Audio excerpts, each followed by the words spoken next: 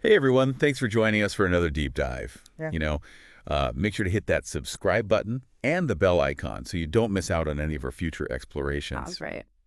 And today, we're going to be diving into something might not sound super exciting right off the bat, Okay. but I think it's actually super relevant to all of us, no matter what you're interested in, especially if you're interested in things like international affairs, social justice, or even just how the world works. Yeah. And we're talking about the International Labor Yeah. Organization, Hello. the ILO. Yes.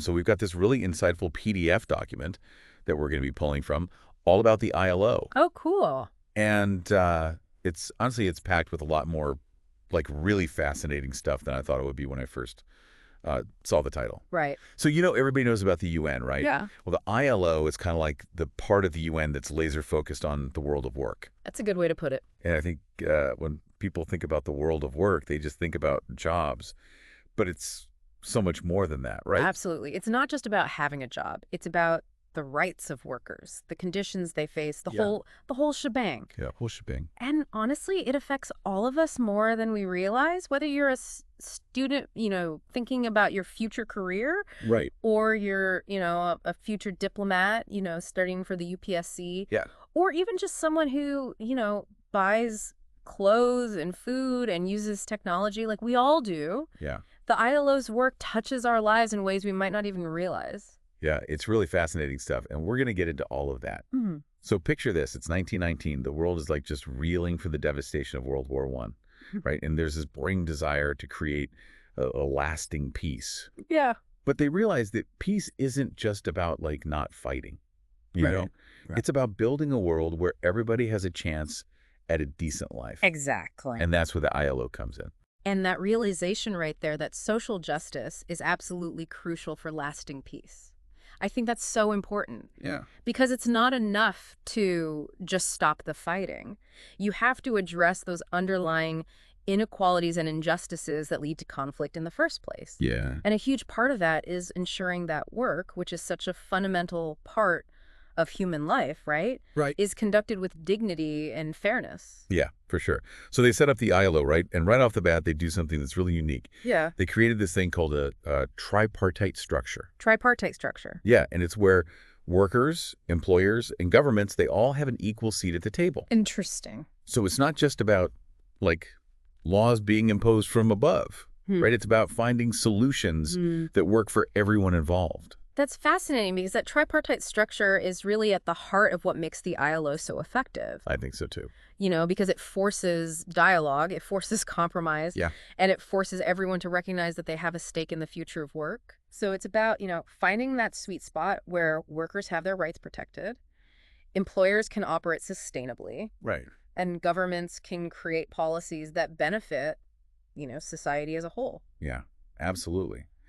So we've got this organization, right, Yeah. that was founded on the idea of social justice peace through decent work with this really unique structure that gives everyone a voice. That's pretty amazing. Yeah, I think so too. Now let's dive into some of their biggest achievements because this is where it gets really interesting. Okay, right. Let's do it. All right. I think one of the ILO's most impactful achievement has definitely been their work on child labor. Yeah, for sure. I mean, they've really been a driving force pushing for these international standards to protect children from exploitation. Right. Making sure they can actually go to school instead of being forced into these like dangerous and often really abusive work environments. Absolutely. And it's not just about, kids in some far off country, right? Right. This affects us here. Like, think about the clothes. We wear the food. We eat all the gadgets, everything. Yeah. There's a global supply chain behind all of that stuff. And child labor is a part of that. It's a sad reality. Yeah. And the ILO is working to like break those chains, For sure. and create a world where no child has to give up their childhood for work. And they've had some amazing success with that, too. I mean, Yeah. since the year 2000, the ILO estimates that they've helped to reduce the number of children in child labor by almost 100 million. Wow. Like, that's incredible. 100 million childhoods reclaimed. Yeah, that's mind-blowing. Like, that's really making a difference. That's huge. Yeah. And they don't just stop there, right? And they keep going.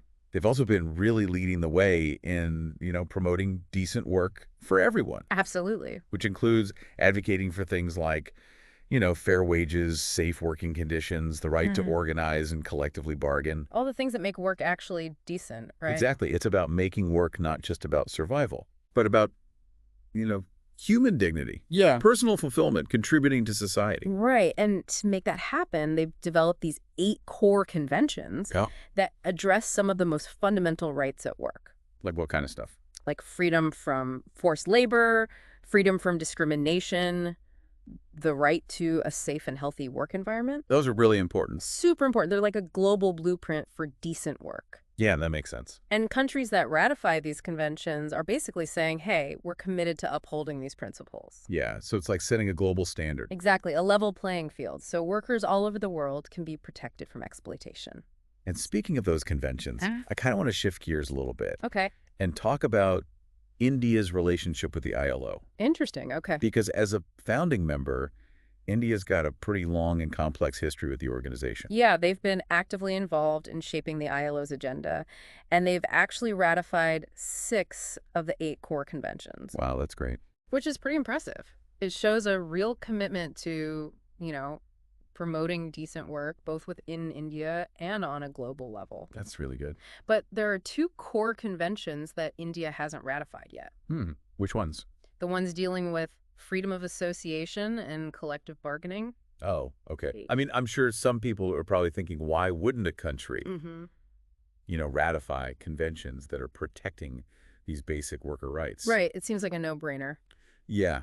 But I feel like it's probably not that simple. Oh, definitely not. There are so many factors at play. Yeah. You have to think about existing domestic laws, political considerations, Right. the specific economic context of a country. Yeah, it's complicated. Very complicated. Okay. And the ILO isn't in the business of forcing countries to ratify conventions. Right. It's all about dialogue, collaboration, and finding solutions that work for each individual country. That makes sense. And it's worth noting that even without ratifying those 2 specific conventions, India has still made significant progress in protecting workers' rights. Okay, so they're making progress in other ways. Exactly, through their own domestic legislation and initiatives. So it's like a nuanced situation. It is nuanced, for sure. But this actually brings us to another really interesting thing about the ILO.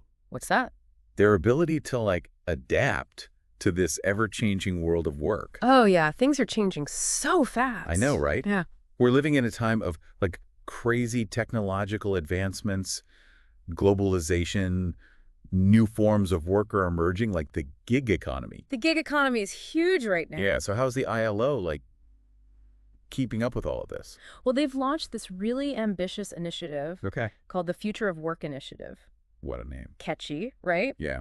But it's about looking ahead, anticipating those big changes that are coming. Like what kind of changes? We're talking automation, artificial intelligence, platform work, all these things that are completely reshaping the way we work. And the ILO is trying to figure out how to make those changes work for everyone. Exactly, not just for, the select few at the top. Yeah, this initiative is so interesting because it's acknowledging that the way we used to work is, gone. Gone.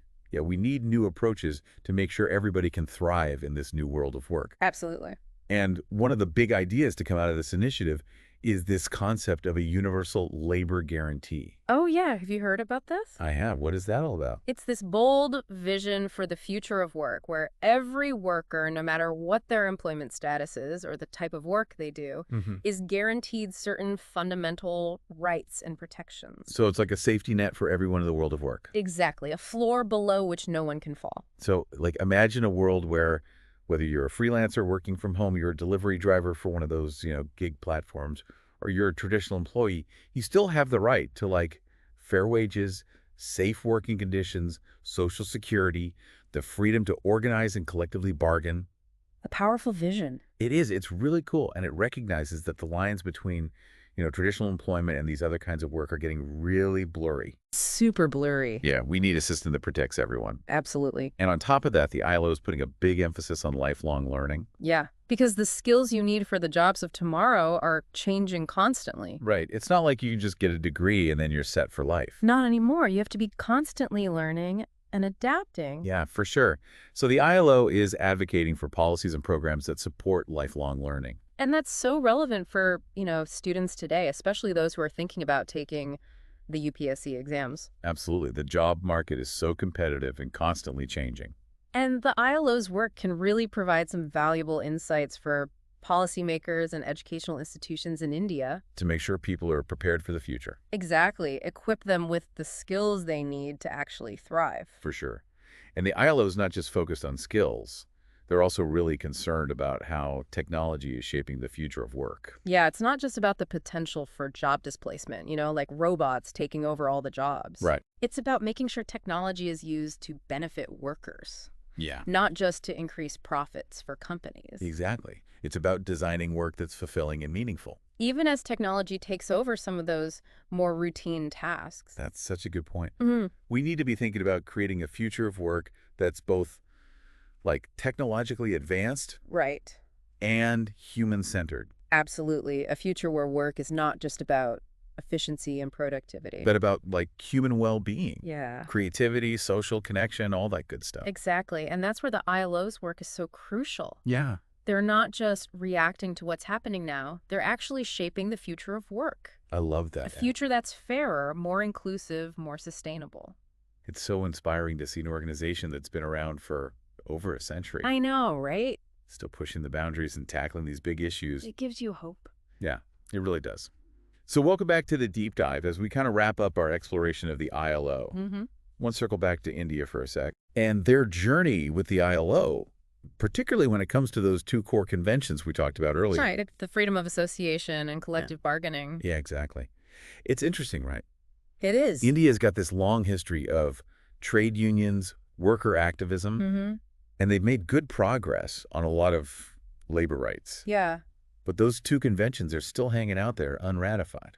Yeah, it definitely sparks a lot of debate, especially, among folks who are studying international relations or prepping for the UPSC exams. For sure. It's one of those things where you can't just look at the surface. You really got to dig into the nuances to understand the whole picture. Totally. So you've got folks saying ratifying these conventions would really show India's commitment to these international labor standards. Right. Empower workers even more. Yeah.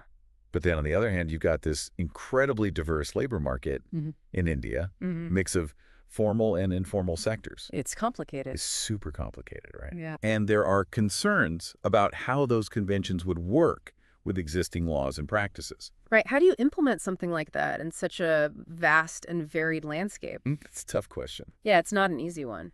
But it shows how engaging with the ILO is this dynamic process. Absolutely. It's about finding that balance between upholding international standards and, dealing with the realities on the ground. For sure. And even without those two specific ratifications, India's really shown they're committed to improving the lives of their workers. Oh, yeah, for sure. They've put in place a ton of laws programs to protect workers' rights, regulate working conditions, promote social security. Yeah, they've made some real strides in areas like minimum wage legislation, maternity benefits, workplace safety, especially in those industries that are, inherently dangerous. Right, and they've been tackling issues like child labor and forced labor head on. Absolutely. They've even got these national campaigns to raise awareness and push for stricter enforcement. It's really encouraging to see. It really is. It shows a real commitment to social justice, which aligns perfectly with what the ILO is all about. At its core. Yeah, exactly. And I think India gets it. They recognize that decent work isn't just, the right thing to do. Yeah. It's also crucial for their economic growth. Absolutely. A healthy and empowered workforce is like the foundation for any nation's progress. Couldn't have said it better myself. Thanks. So, wow, this has been quite a journey, It has. diving into the world of the ILO. I know from its beginnings after a world war Like- to dealing with artificial intelligence and the gig economy. It's amazing. It really is. The ILO's work, honestly, it touches every part of our lives. It really does. Whether you're a student trying to figure out, what's going on in the world, or you're a future diplomat studying for the UPSC, or just someone who wants to make the world a better place. Yeah, Understanding the ILO is so important. it really is. They're quietly shaping the world we live in. Quietly but powerful. That's a good way to put it, fighting for a future Yeah. where work isn't just about, getting by, Mm-hmm.